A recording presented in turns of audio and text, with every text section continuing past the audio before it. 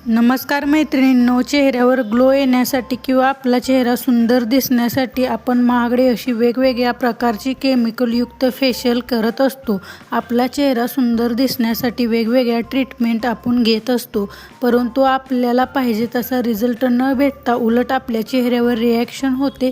आपल्या चेहऱ्यावरची स्किन एकदम पूर्णपणे खराब होते. परंतु आज आपण आपल्या किचनमध्ये अवेलेबल असलेल्या या वस्तूंपासून अतिशय इफेक्टिव्ह अशी होम रेमेडी तयार करणार आहोत. त्यामुळे तुमच्या चेहऱ्यावरील सर्व प्रॉब्लेम्स दूर होतील. त्याचबरोबर वांगाचे डाग असो किंवा काळे डाग, धब्बे, सुरकुत्या असो, सगळ्या नष्ट होऊन चेहऱ्यावर अतिशय छान फेशियलच्या पेक्षा 100 पट जास्त ग्लो तुम्हाला तुमच्या चेहऱ्यावर दिसेल. तर त्यासाठी आजची ही home remedy step by step नक्की फॉलो करा.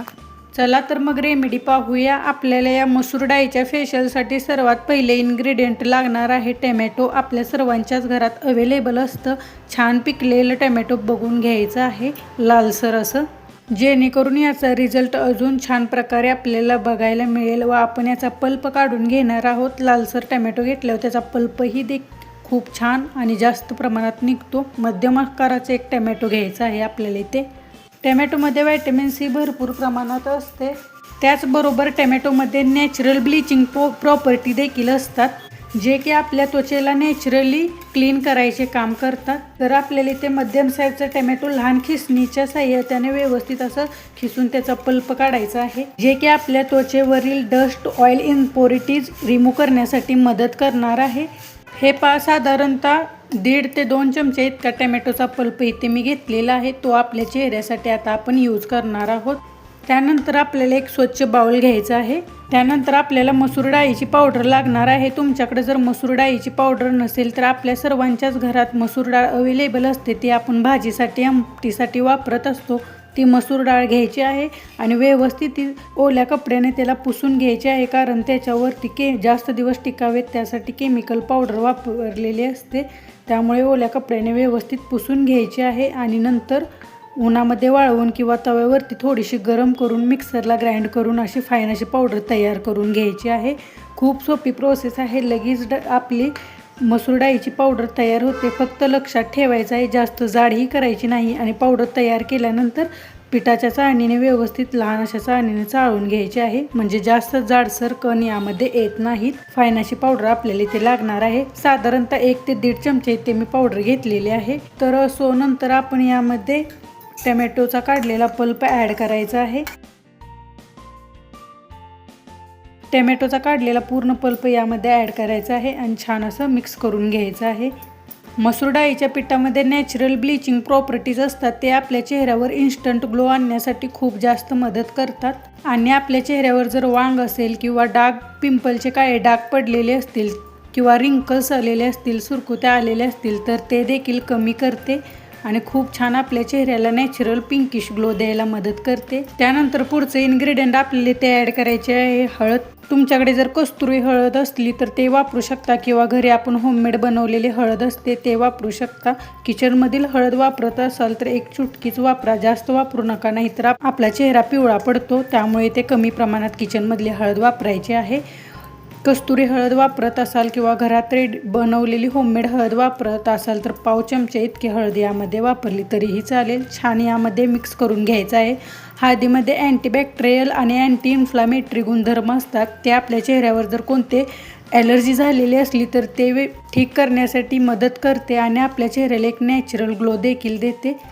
आपल्या चेहऱ्यावर कोणत्याही प्रकारचे इन्फेक्शन होऊन देत नाहीत. शिवाय आपल्या त्वचेचा रंग देखील उजळवण्यासाठी हळद इथे मदत करत असते. त्यासाठी आपण इथे हळद वापरायची आहे.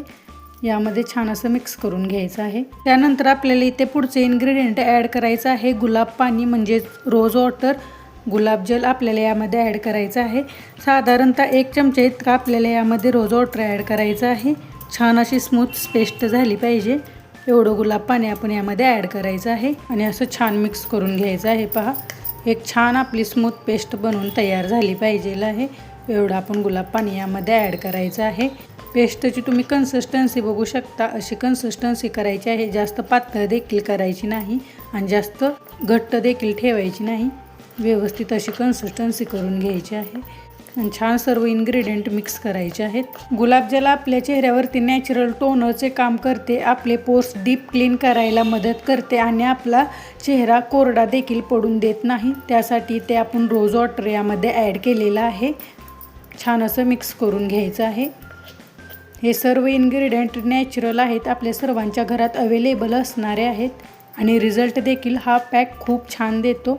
त्यानंतर आपल्याला यामध्ये लास्टचे इन्ग्रेडियंट ॲड करायचे आहे हनी. हनी आपल्या चेहऱ्याला डीप हायड्रेट आणि स्मूथ बनवते, त्यामुळे आपल्या चेहऱ्यावर लवकर रिंकल्स येत नाहीत आणि आपल्या चेहऱ्यावर एक नॅचरली चमक येते, एक छान ग्लो येतो आणि आपला चेहरा टाईट, ब्राईट आणि स्मूथ दिसतो.